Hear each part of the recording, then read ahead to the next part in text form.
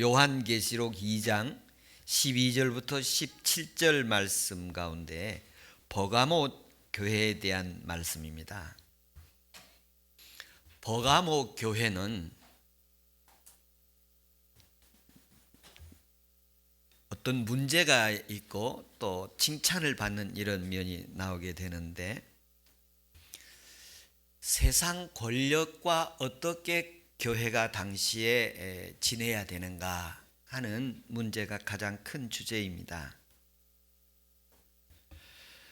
그래서 오늘 말씀 가운데 제가 준비하는데 좀 힘들었어요. 왜 그러냐면 제가 실제적으로 세상의 어떤 그 권력에 또는 부정한 체계에 대해서 도전을 하거나 저항을 한 적이 없어요. 제가 그 학교 다닐 때 많은 학생들이 막 데모하고 막 그랬었거든요. 그런데 제가 데모에 참가해 보지도 않았고 또 그럴 기회도 없었고 그럴 또 그런 어떤 속에 불타는 것도 없었어요. 그래서 오늘 말씀을 이렇게 보면서 이 말씀을 제가 생활 속에서 어떻게 적용을 시키는가 할 때, 제가 민주화 운동을 했다든지 또는 어떤 그런 국가에 저항을 하는 일이 있었으면 좀 뜨겁게 얘기할 게 있을 텐데, 오늘 그러지 못하는 모습을 보면서 나약하게 살았구나, 그런 모습을 돌아보기도 합니다. 근데 오늘 그 버가모 교회는 당시에 그 불의한 체계, 부정한 권력에 대해서 어떻게 이겨나가는가, 그런 모습을 보여주고 있습니다. 그 모습 가운데서 주님이 나타난 모습, 그 버가모 교회에게 주님이 나타난 모습, 그리고 버가모 교회에 대한 주님의 평가, 그리고 진단과 요구, 그리고 주님의 축복에 대한 내용들이 기록되어 있습니다. 먼저 주님이 나타난 모습을 보면 오늘 12절에 버가모 교회 사자에게 편지하노라. 좌우에 날선 검을 가진 이가 이르시되, 좌우에 날선 검을 가지고 나타나셨습니다.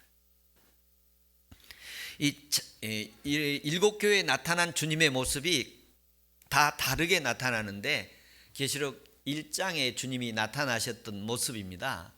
그 모습 가운데 한 가지씩 모습이 나타났는데, 오늘은 그 입에서 좌우에 날선 검을 가지고 나타나신 모습으로 나타나는데요, 이 날선 주님의 검이라는, 입에서 나오는 검은 권위를 상징합니다. 권위, 주님의 권위, 그리고 세속의 권위에 대해서 우리가 어떻게 대처하고 살 것인가를 주님이 오늘 보여주고 계시는데요, 13절부터 16절까지 보면 주님의 평가가 나오는데, 칭찬과 격려가 있고, 그리고 책망과 그리고 회개를 요구하는 내용들이 있는데요, 13절에 보면 내가 어디 서 있는가 안다.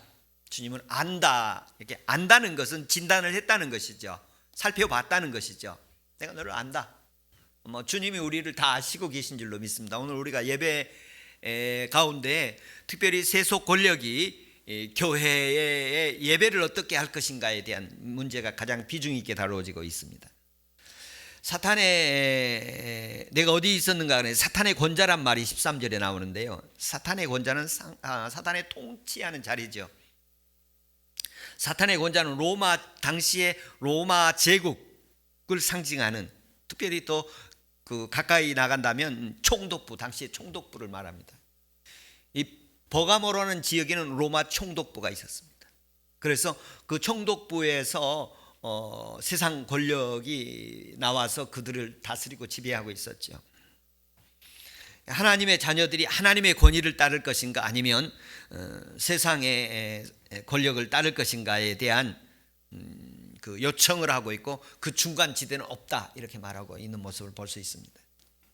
또 하나는 어떤 세력이 있느냐 하면 종교 세력입니다. 기존 지역에 종교가 있었고, 종교를 관할하는 신전이 있었고, 그리고 신전을 중심으로 의식이 있었습니다. 종교 의식이 있었는데,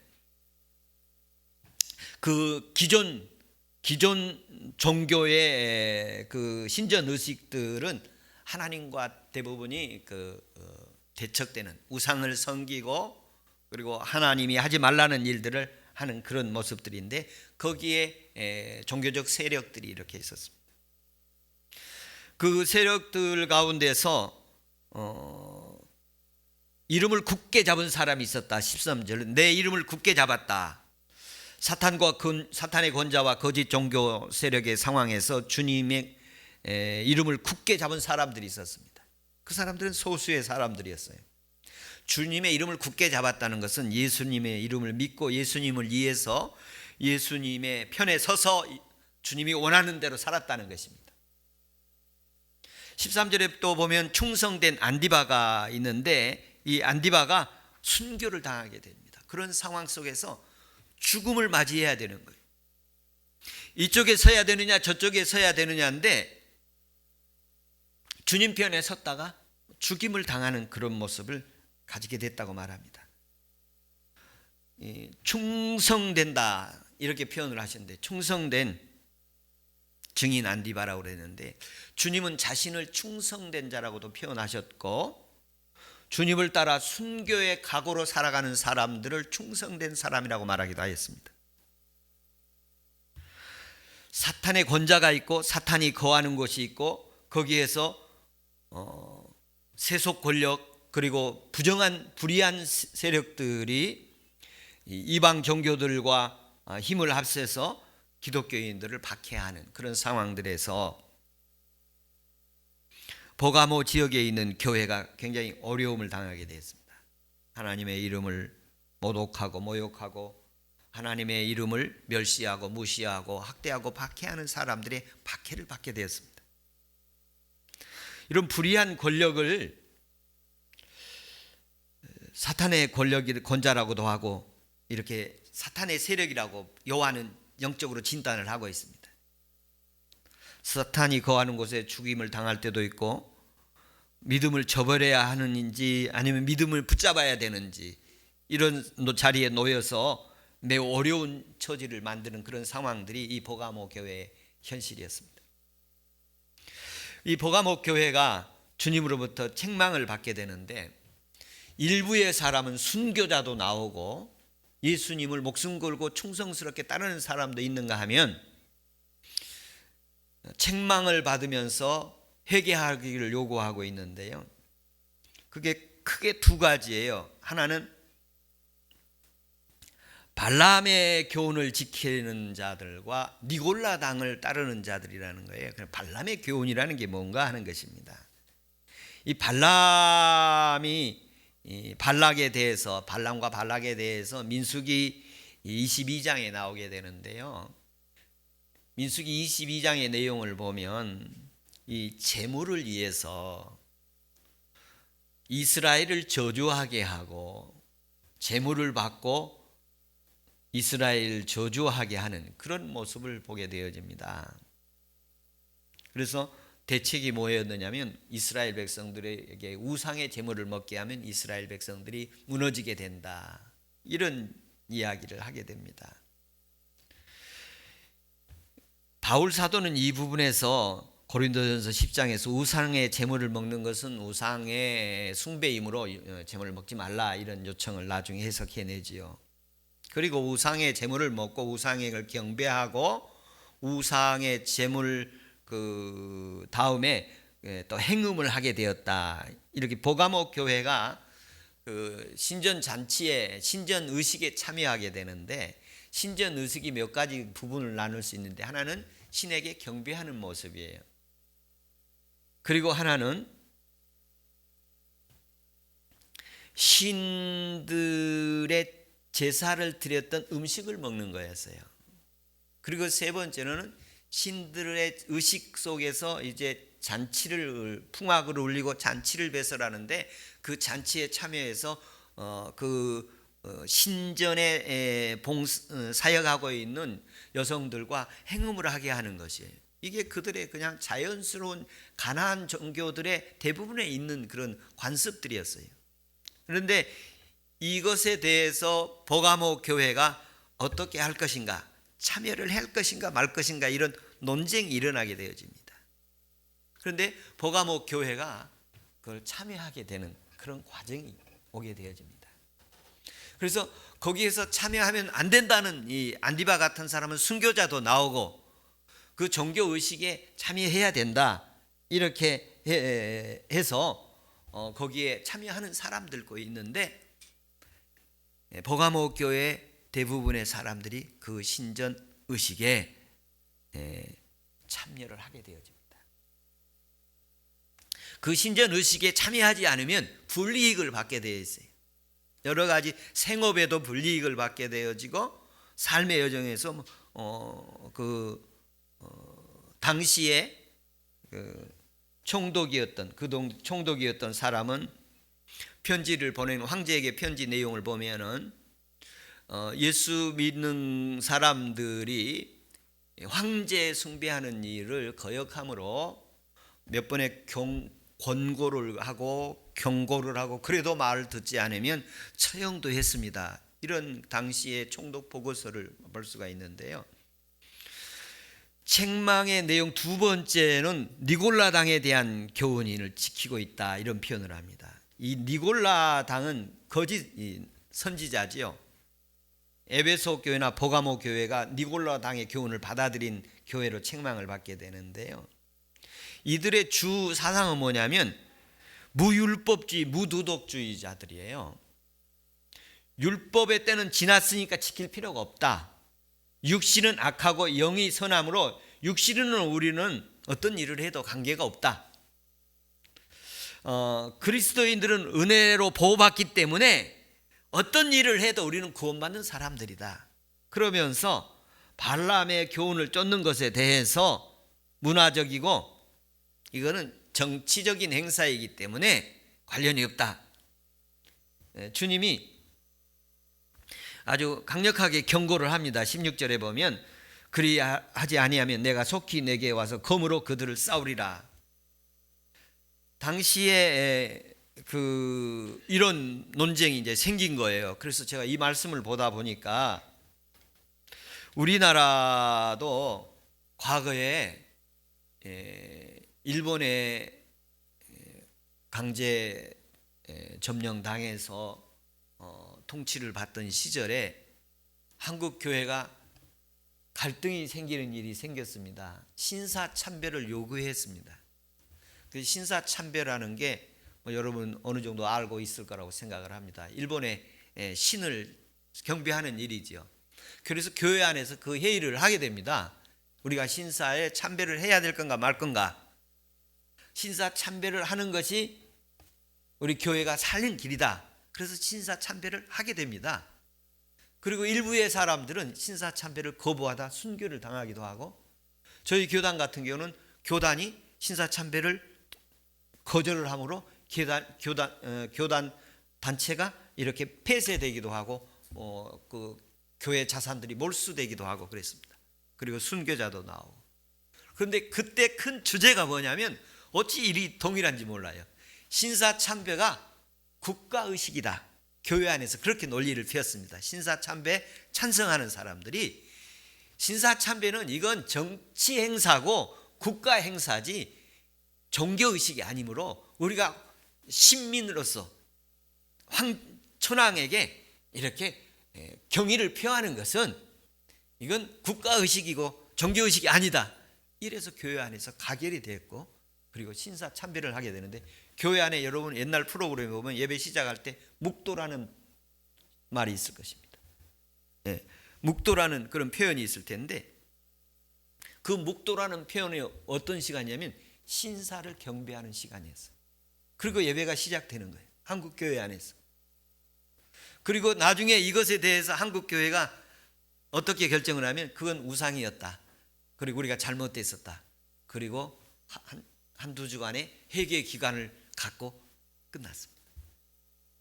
그러니까 어떤 나라에서든지 어떤 그 상황에서도 보면 천년 전이나 천년 후나 불의한 체제의 권력들이 교회에 들어와서 교인들로 하여금 그 권력을 숭배하도록 하는 요구사항이 있을 수 있다는 것이고, 또 그 권력에 순응할 수밖에 없는 교회가 저항을 하게 되면 너무 많은 피와 또 말살당할 것 같으니까 교회를 살려야겠다는 세력들이 충돌이 있어서 살려야겠다는 세력들이 대부분이고, 거기에 죽더라도 우리는 이 말씀을 받아들일 수 없다 하는 순교자는 일부인 것은 어느 시대인지 계속하고 있음을 볼 수 있어요.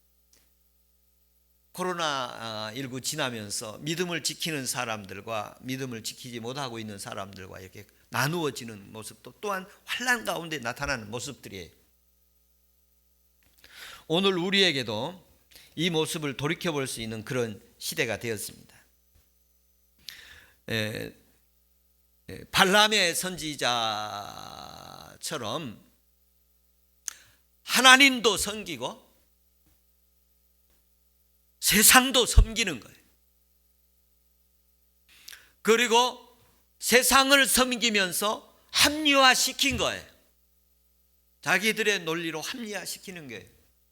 그리고 살아남고, 그리고 고난당하지 않고 하나님도 섬기고 세상에서도 살고, 이런 모습이 버가모 교회의 모습이었습니다. 주님은 거기에서 니골라당과 또 이 발람의 사상을 따랐던 사람들에게 회개하라, 돌이키라, 이렇게 요청을 하고 있습니다. 하나님께서 이 회개하는 것도 주님 잘못했습니다, 용서해 주십시오, 제가 잘못했습니다, 이게 그냥 되는 게 아니에요. 회개하려고 해도 회개가 잘 안 돼요. 하나님 은혜 주셔야 회개가 되고 성령의 회개가 진정으로 있기를 바랍니다.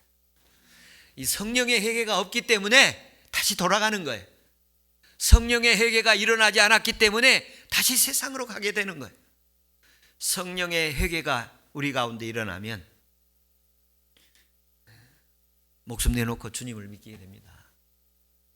죽도록 충성하는 신앙을 가지게 되면 거기서 하나님의 살리심이 있을 줄로 믿습니다. 주님이 죽도록 충성하니까 하나님 부활의 역사를 일으키셨지 않습니까?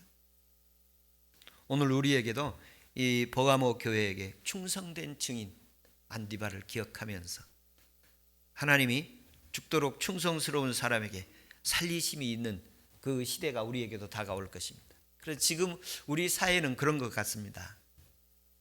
하나님도 섬기고 세상도 섬기고, 교회에서는 하나님 섬기고 교회에 나가면 세상 방법대로 살고, 버가모 교회의 모습하고 너무 닮아 있음을 볼 수 있습니다. 거기서 돌이키라고 말합니다. 주님이 날선 검으로 찾아 나타나시는 모습을 볼 수 있습니다. 이 말씀 가운데 우리 사회에 몇 가지 해석하는 성경 구절이 있는데요. 세상 권력과 교회가 어떻게 할 것인가? 세상 권력과 그리스도인들이 어떻게 대처하면서 살아갈 것인가 할 때, 로마서 13장에 보면 모든 권세는 하나님께로부터 나온다, 이 구절이 있습니다. 그리고 모든 권세는 하나님께로부터 나온다. 그래서 어떤 권세든지 그리스도인들은 그 권세에 순종해야 된다, 이렇게 논리를 펴면서 그 타협점을 찾았어요. 이건 정치적인 행사고 국가의식으로 말미암아 우상 숭배가 아니다 라고 합리를 내놓습니다. 그러나 로마서에 나타난 모든 권세는 하나님께로부터 온다는 말씀 앞에 전제가 있어요. 어떤 전제가 있느냐 하면 이 권력자는 하나님의 일꾼이어야 한다는 전제가 있습니다. 하나님으로부터 온 권력이어야 한다는 것입니다. 세속 권력자들을 향해서 하나님의 일꾼이라는 용어를 썼어요. 하나님의 일꾼이다. 권세자들은 하나님의 일꾼이어야 한다. 역사적으로 보면 악한 일꾼도 있고 하나님께로부터 온 일꾼들도 있는데, 모두가 다 권세는 하나님께로 온다고 이렇게 얘기하는 것은 본문의 해석에 너무 확대 해석. 하나님께 권세가 하나님께로부터 온 권세여야 순응을 하는 것입니다. 하나님으로부터 온 권세는 어떤 권세냐? 선을 쫓고 악을 제거하고 선을 이루어 가도록 힘쓰고 악을 미워하는 정권입니다. 하나님이 권력 주셨을 때는 하나님을 경외하고 하나님의 선과 악을 구별해서 악을 징벌하고 선을 장려하는 그런 정부와 권력과 체제가 되어야 한다는 것입니다. 성경 시대에 네로는 대표적인 악의 인물이었습니다. 계시록의 시대에 도미시안 같은 경우도 하나님을 대적하는 세력들이었습니다. 요한계시록 전체를 통해서는 우상 숭배를 강요하는 권력들에 대해서 하나님의 권세, 모든 권세니까 그에게 순복해라, 그렇게 요구하고 있지 않습니다. 요한계시록에 나타난 권세에서 불의한 권세에 대해서는 저항을 하라. 저항하다 세속 권력에게 박해를 받고 환난을 받고 심지어 순교까지 당하는 일이 지금 서만학교회, 보가목교회에서 이루어지고 있습니다. 이런 모습을 보면서 최근에 우리 또 모습 가운데 하나가 어떤 모습이 있느냐 하면, 에베소서 6장 12절에 보면 우리가 싸울 것은 혈과 육을 상대한 것이 아니다. 에베소 6장 12절에 보면 우리가 싸울 것은 혈과 육이 아니다. 하늘의 악한 영들이다 하는 해석을 합니다. 여기도 좀 오해된 말씀이 좀 있는데, 영적인 존재와 싸움이라는 것으로만 해석을 합니다. 우리의 싸움은 영적인 것만 싸우는 것이다. 하늘의 영들과만 싸우는 것이다. 우리는 혈과 육은 인간이나 인간을 상대로 하는 것이 아니다, 이렇게 표현을 합니다. 그러나 여기에 말씀 가운데서는 그 인간의 배후에 악한 세력들이 있고 악한 세력의 영향을 받아 조종당하고 있는 그 세력들과 싸우지 말라는 얘기가 아니에요. 하나님께서는 지금 요한을 통해서 진단하는데 혈과 육과 싸우지 말라는 것이 아니라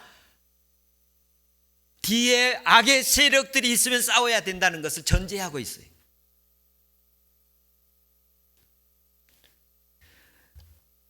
통치자들과 권세자들이라고 표현하기도 하고 지배자들이라고 표현하기도 하는데요, 하늘의 악한 영들만 상대하는 것이 아니라 그의 조종을 받아 있는 자들에게도 저항을 하라고 말씀하고 있는 것입니다.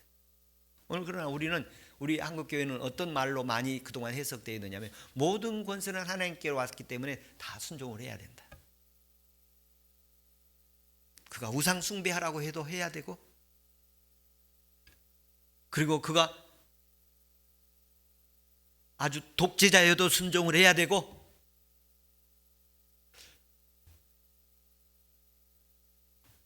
그리고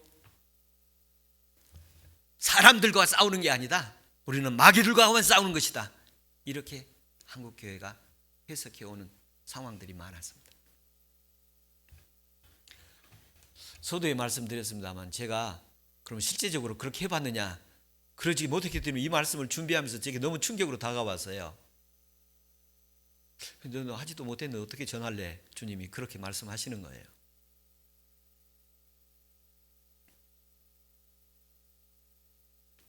그러면서 제게 다가오는 말씀 가운데, 최근에 한국교회가 코로나19로 인해서 방역법이 만들어지고 교회 예배 통제가 정부로부터 있었습니다.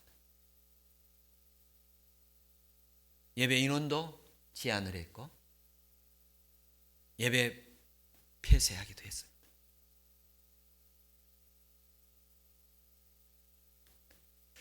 아무 말도 안 했어요. 성경은 말합니다.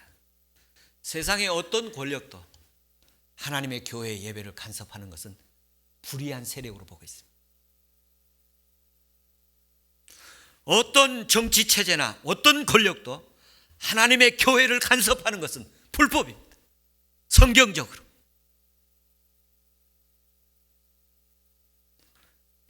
성경은 하나님의 교회 예배를 세속 권력이나 사람이 간섭하지 않기를 원하십니다. 저와 여러분이 하나님 앞에 예배 드리는데 내 자신도 내 예배를 방해해서는 안 됩니다. 내 기분도, 내 감정도, 내 이해관계도 내 예배를 하나님 앞에 드려지는 예배가 간섭되어서는 안 됩니다. 하나님께 온전한 예배가 되어져야 됩니다. 순수한 예배가 되어져야 됩니다. 성령이 임하는 예배, 성령이 주관하는 예배, 하나님이 경배 받으시는 예배가 되어져야 합니다.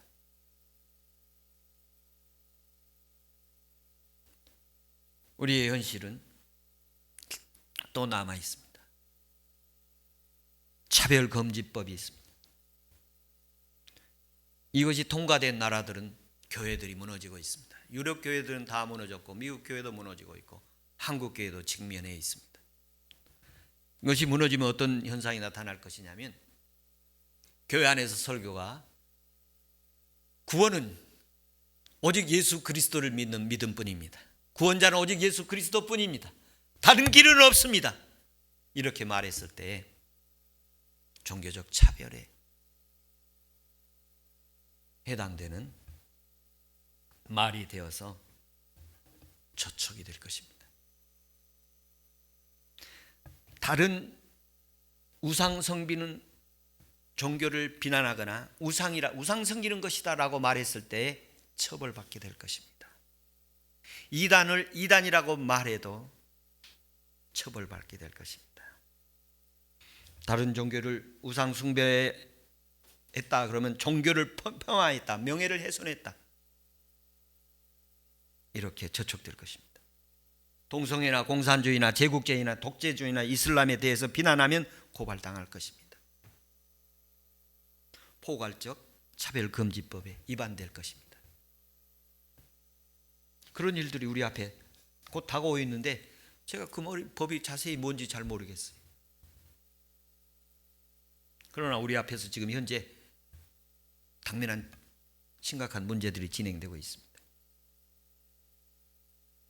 성경대로 예수 그리스도만이 유일한 구원자라고 마음껏 전할 수 있는 나라 되기를 바랍니다. 한국교회 영적 세계를 무너뜨리려고 하는 불의한 세력들이 아주 활개를 치고 있습니다.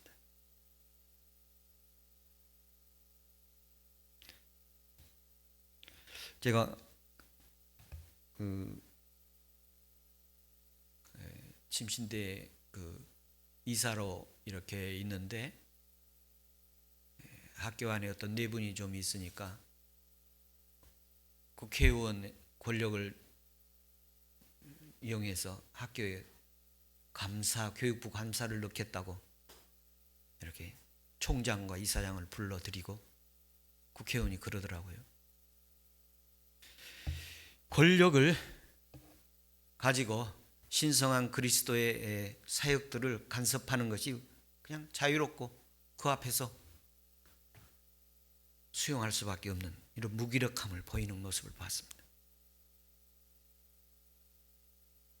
하나님을 예배하는 예배 속에 하나님의 권위를 따라 행해야 하는 예배를 세상 권력자들이 법적으로 금지하고 인원을 통제하고 이런 것은 교회의 본질을 훼손시키는 것이고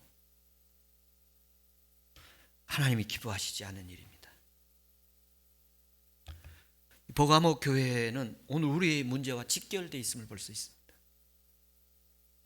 여기 좀 이거는 뭐 의미 있게 표면적으로 크게 얘기를 했습니다만 우리 개인적 안에 작은 문제들 가운데서도 하나님의 권위와 세속의 권위 아니면 내 자존심과 하나님 이거 언제나 대결될 것입니다. 그래서 주님이 말씀하시죠. 내가 너와 함께 십자가에 못 박았느니라. 나는 그리스도와 함께 십자가에 못 박혔습니다. 바울이 그렇게 고백하지 않습니까? 저와 여러분의 상황이 어떠한 불의한 상황이 오더라도 그때 믿음 지킬 수 있는 하나님 믿음 주시기를 축복합니다. 이 믿음도 하나님이 주셔야, 성령의 권능을 주셔야 지켜내고 이길 수 있을 줄로 믿습니다. 주님은 또 약속하고 축복하십니다. 17절에 보면 기 있는 자는 성령이 교회들에게 하시는 말씀을 들을지다. 이기는 그에게는 내가 감추었던 만나를 주고 또 흰 돌을 줄 터인지 그 돌 위에 새 이름을 기록할 것이 있나니 받는 자밖에는 그 이름을 알 사람이 없느니라. 여기 몇 가지 주는 게 있는데요, 감추었던 만나 주시겠다고 그럽니다. 유대 전통에 의하면 종말 때 감추었던 만나를 줄 것이라고 그런 전통적 기대들이 있었습니다만, 오늘 그리스도인들의 입장에서 보면 하나님이 우리에게 생명의 말씀 주시겠다는 것입니다. 여러분, 성경을 볼 때 생명의 만나가 되기를 축원합니다. 살아있는 말씀, 우리가 알고 있는 지식의 말씀을 넘어서서 생명의 말씀, 감동이 있고 은혜가 있고 힘이 있고 나로 하여금 용기를 내게 하고 내 사명을 뜯게 만드는 그 말씀. 그리고 두 번째 보면 흰 돌을 줄 테인데 17절에 그럽니다. 흰 돌 위에 새 이름을 새겨주겠다.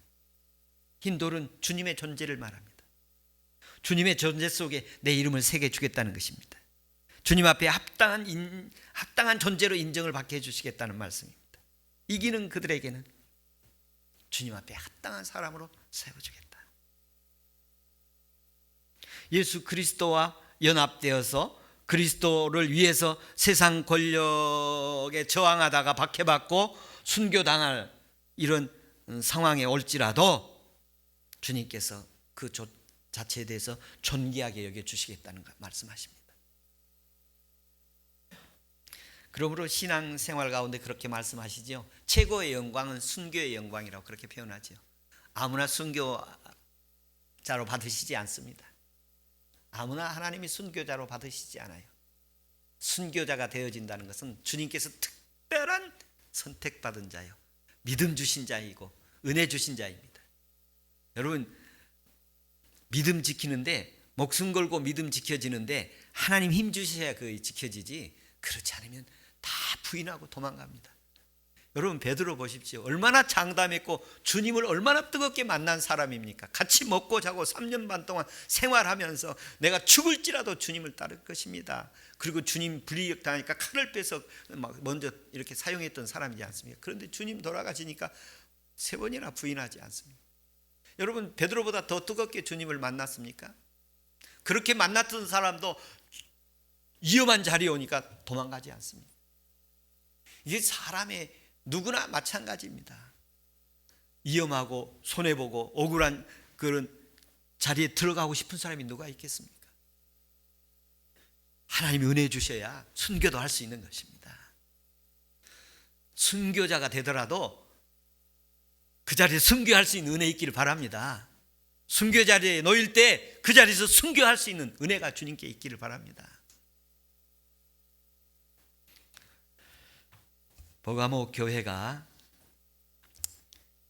이렇게 당시에 로마 총독부가 있고 세속 권력과 그 다음에 종교 권력들이 있어서 기독교가 공인된 승인된 종교가 아니요 매우 어려움을 겪고 있을 때에 순교자도 나오고, 거기에서 순교 많은 희생이 치루어지니까 이렇게 타협해서 우상 숭배를 국가의식으로 정치의식으로 이렇게 결의를 해서 섬기는 그런 모습을 주님이 책망하시고 계시고, 그런가 하면 그 중에 일부는 순교까지 하면서 믿음을 지키는 모습이 있고, 주님이 약속합니다. 끝까지 이기는 자에게는 내가 만나를 주겠다.